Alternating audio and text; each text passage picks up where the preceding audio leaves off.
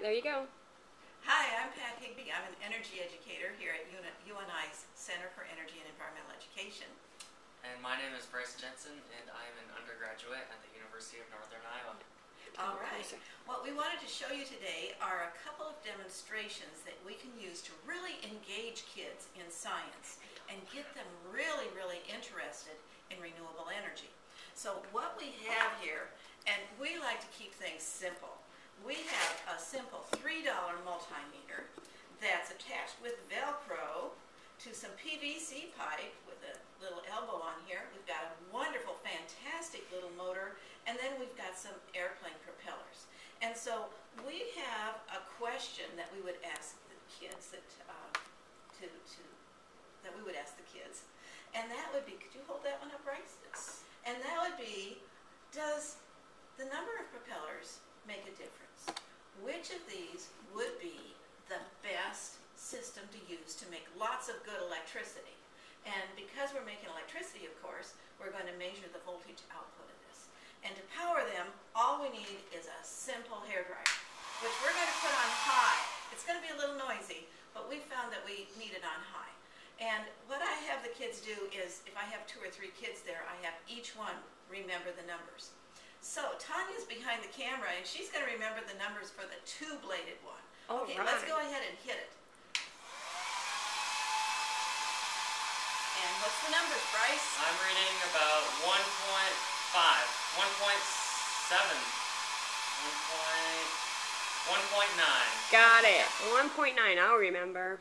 And we're doing the maximum available because trying to get an average on these is really difficult. So what we're trying to do is to get the most electricity out, and we can move the fan wherever we need to get the most electricity.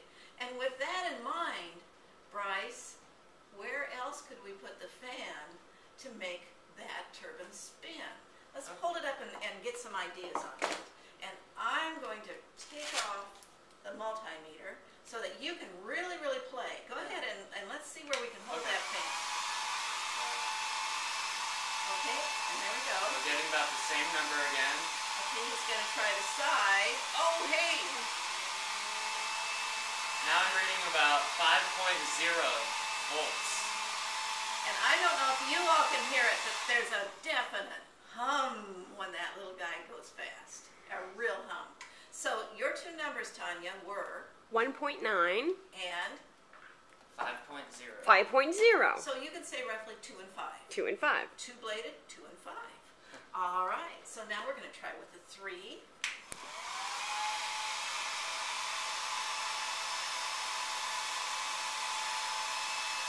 Getting about 2.5. Oh, there, that's coming now. I'd say 2.5 is my max for the front. Okay. And that's the back. It is really singing. About 4.0.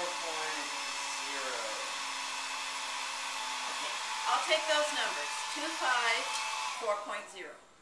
Actually, I probably write them down because I have a hard time. Yeah, exactly. But 2.5 and 4.0. All right. So now, what would you predict? It went up as we went from 2 to 3. So what do you predict would happen with the 4-bladed one? We expect more? We expect more. Okay.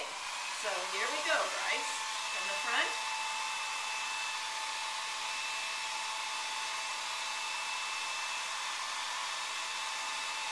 I'm reading about 2.0.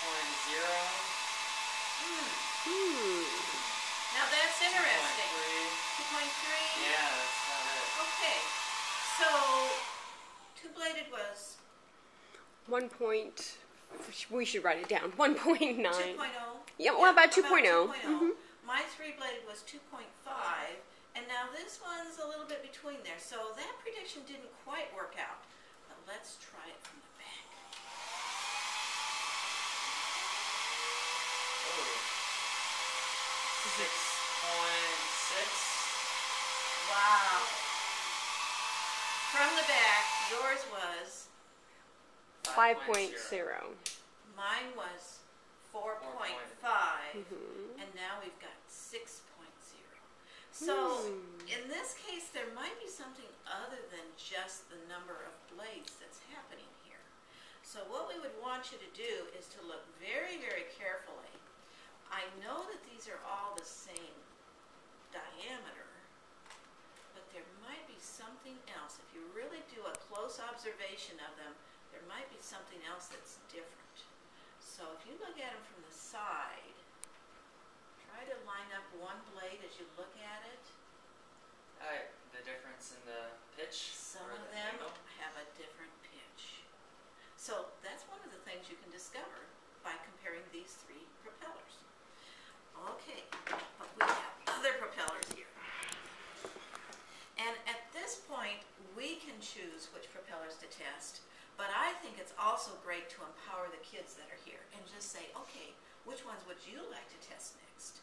Now, one of the ones they might really like would be the three-bladed, because a propeller like this, well, maybe Washington area kids haven't had a chance to see the great big wind turbines out on the prairies that we have, but this looks more like the ones that we have all over the state here in Iowa.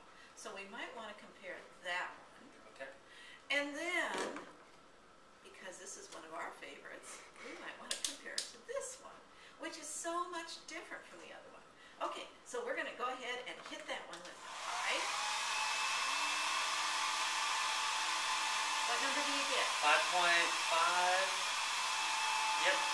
About 5.5? Okay, well remember that number. Try it from the 5.5. back. Let's see what we get from the Okay. back on that one too. Take it off for you.